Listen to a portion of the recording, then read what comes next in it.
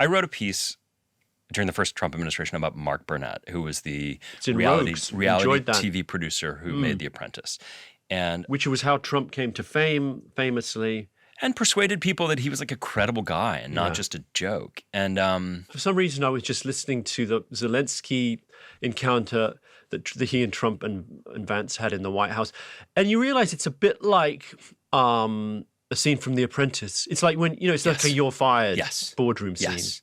But this is the whole, so what I came out of that piece, and I wrote that piece, I think, in 2017, and the sort of, to me, kind of devastating revelation that I came upon along the way was that politics was just entertainment by other means now, and that there was a kind of infernal, weird, unholy thing. And listen, the New Yorker was not exempt from this, I don't think, but in which the press, like Trump was great for business. It was great copy.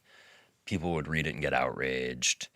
You'd sell more magazines, you get more clicks, the newspapers. But there was this thing happening that was kind of... Well, we were being groomed. Yeah, a little bit.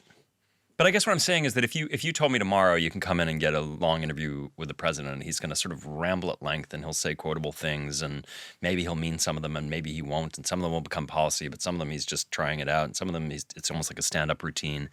I think I would just feel like I was being used. It's like all heat, no light. I don't know.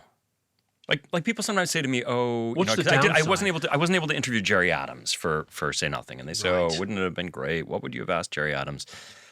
And I just don't think that I don't think Jerry Adams is a very interesting interview. It's like interviewing an answering machine. You get the kind of outgoing message. And what's the downside, though? Oh, nothing. I mean, just a few hours of my time. I guess the downside is I would feel like.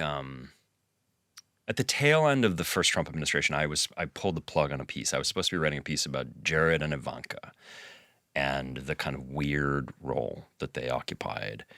And I got a bunch of great interviews, and I was working away on it. And then I thought, I was just sort of looking at the way the culture metabolized stories about the Trump administration. And I just thought, what's the point? I'm going to write this thing. Nobody who's persuadable is going to read it.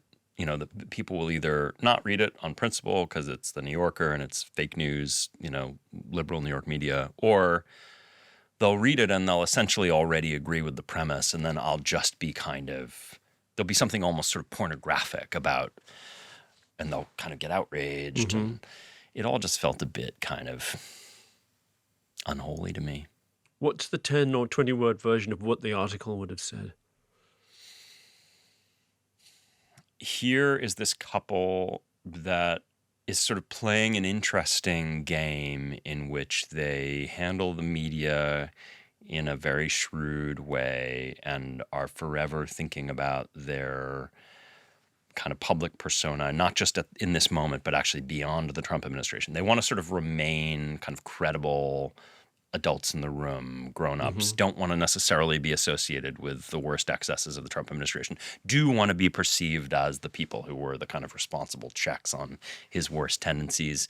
And all the while in the background, I forget what the statistic is, right? But it's like during the first term, they made something like $600 billion or something, all the and boy, since then, I mean, you look at the deals that Jared Kushner has made, it almost seems quaint now to talk about the family of the president making deals and enriching themselves while also being these ostensible kind of, roving peacemakers and policy advisors and what have you. And then, of course, they end up in Miami, the last refuge of scoundrels, right?